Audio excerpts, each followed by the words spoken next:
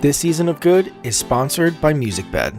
MusicBed represents over 700 indie artists and composers with record label quality music for you to license. Also, check out musicbed.com for more information on their subscription service, giving you unlimited access for all your projects. As a Good listener, you can get 1 month free off any subscription type. Just head to musicbed.com/good and use coupon code GOOD at checkout. This season of Good is also sponsored by Film Supply. Licensed stock footage from world-class filmmakers. Plus, if you're short on time, they have free footage research available to help you find exactly what you need. Learn more at filmsupply.com.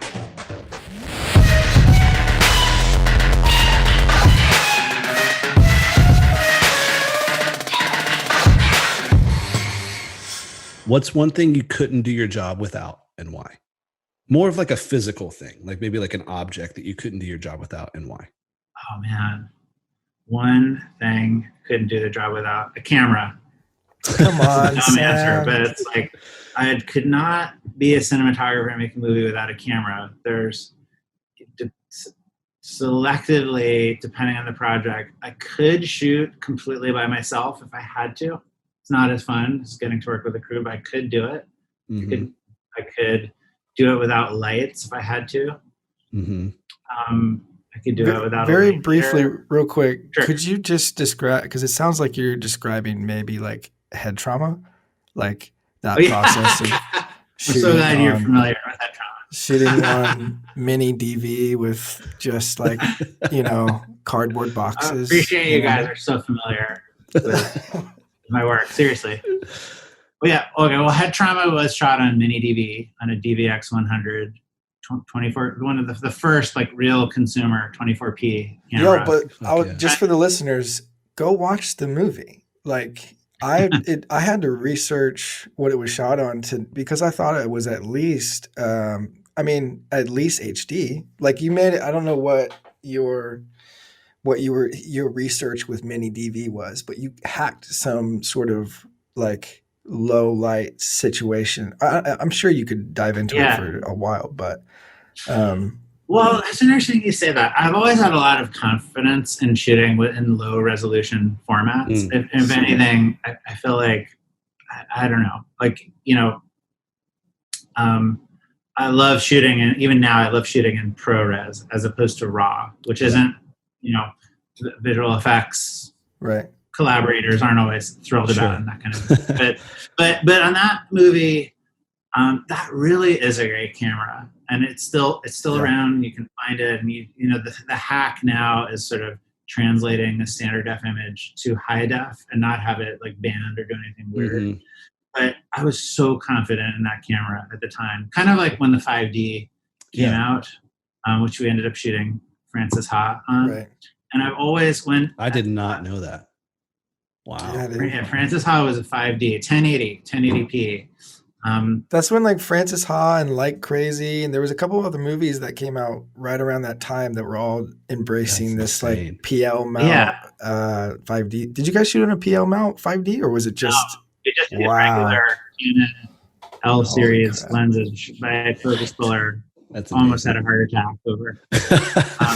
But maybe if there's people listening who only have access to their phone or small cameras, I mean, you might find yourself being like, I wish I could shoot in 4K, which you can now do with an iPhone. But I personally, I love low resolution images.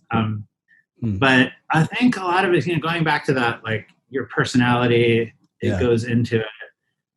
There's something about, I've always thought if you're purposeful about it, you should be able, you can make something great looking with anything, truly with anything. And definitely whatever you have access to. And Head Trauma was the first feature film I ever shot. It was a horror movie. We shot it for we shot it for many, many days in Bucks County, Pennsylvania, in a town called Doylestown. Amazing. And Scranton, where Joe Biden's from. And Michael Scott. Who? Michael Scott, The Office. Michael Scott. Oh, yeah, of course. Sorry. Keep going. Not as well versed in The Office as I should be. But at that time, I remember I thought like we're going to do something great with this little camera. The fact that it's a little camera actually is going to help us in some weird way. Yeah. But a lot of it is truly the color science of that camera is pretty phenomenal. I've actually, Panasonic at that time, they made that camera, the DVX100, then the DVX100A, which allowed you to boost the gain. Yeah. And then there was a shoulder mount camera that I'm not going to remember the name of now, unfortunately. But they had a really, I don't know what they had going on at that time with their chip design and their color science, but it was very sophisticated. And it'd be interesting to do a deep dive there and see. What is one quality you look for in a collaborator, and why? What is one quality I look for in a collaborator, and why? Off the top of my head, I would say, is someone a good listener? And that can go up or down. It can go for, a director. I think most importantly, is a director a good listener? Will they accept ideas that are in the room or in the ether? Will they be sort of, confident enough to sort of collaborate in that way? I think collaborating is listening, and listening is collaborating. So it goes for director, trusted crew, a gaffer, a key grip, focus puller, DIT. If you're shooting digital, certainly you want the crew to listen, but I need to do the same. Clearly, like I have to participate.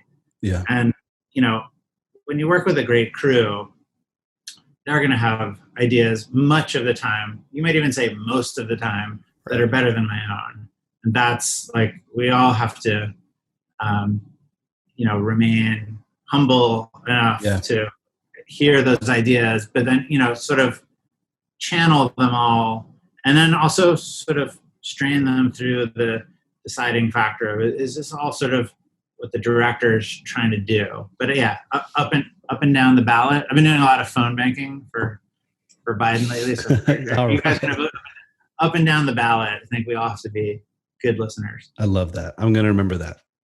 Okay. So from successful Sam Levy here right now sitting with us to little know nothing green Sam Levy, what would you take him aside and tell him? I would say it's all. It's hard not to say something that sounds dumb. I would say, it's all going to be okay. Just keep going. Just keep going. I mean, maybe there's young people or just, even if you're not young, or just thinking about trying to become a filmmaker or a DP. And I think, well, here's a more concise thing. It doesn't matter if you're not technical. Don't worry about if you're like, if you're a technical person or not, or if you don't have to be the person who like set up the projector for the AV club. Yeah. You don't have to know how to you don't have to play video games growing up. And if you did, that's also fine. You don't, if you really don't feel technical, if you don't know how to use your cable TV remote, if you don't know how to update your firmware, you should still become a DP. If anything, you'll probably be a better DP. Yeah. Because all of these technical things are not, they're not that complicated at the end of the day. There might seem to be like thousands of them, but it's not as complicated as you think. So maybe there's like a good tagline. What would I say? It's not as complicated as you think. Yeah, I love that. So next question would be sort of on the contrast to that. Now that you've got all this experience, maybe you're a little bit more jaded. What's your biggest pet peeve on set? My biggest pet peeve on set is probably smartphones. Ooh, good probably one. Smartphones. Look, and I have my phone's not here. Oh no, my phone's recording me. Yeah. The complicated thing is we all use our phones for work. I mean, we literally use them for everything. We use them for the news. We use them to wake up, and we use them to power down. I use the Headspace meditation app in the morning and at night. Yeah. I mean, we use them literally for everything. So I know it's hard, and I'm guilty of this sometimes. However, if there's maybe more seasoned seasoned crew people or DPs or directors listening to this, you know when you're just like responding to something that doesn't have to do with the job. If you're standing by the camera and you're on your phone, the odds are it's distracting to a group of people. Yeah, that's great. If you're checking your email and you're standing next to the camera and an actor happens to be there, I guarantee you they're distracted by it. Yeah. I'm definitely distracted by it. Yeah. So what I like to treat it like if you were going to go smoke a cigarette or something, like you're going to smoke take it outside. You would step either offset or just out of the general area where the camera is. And I think, it's not only distracting. I think it just in a creative sense, I think it stifles us from just looking around. Just to go back to when we were talking about scouting. Yeah. If you can put your phone down and put your camera down, sometimes when you're looking at a location, you will really take it in.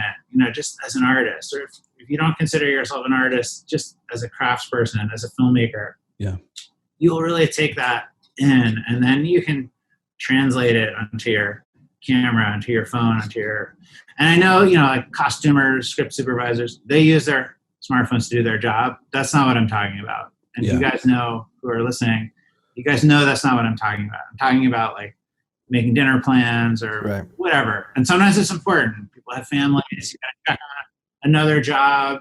We got to prep for the next day. But you guys all know there's using your smartphone and using your smartphone. Is there someone that gave you a chance or a break that you'd like to thank? Definitely Harris Lapidus, who's not with us anymore. But Harris hired me to do the movie we talked about, The Yards. But then later, he introduced me to Noah Baumbach. Then Noah gave me a break. But Noah gave me a break because Harris presented me to him as someone who was worth considering and worth working with. Yeah. And even before he introduced me to Noah, which was obviously, that was a breakthrough for me, just getting to know him, getting to work with him, he was just very generous with his knowledge. He didn't hold on to it. He was just absolutely wanted to pass it on. And I try to be the same in my life now.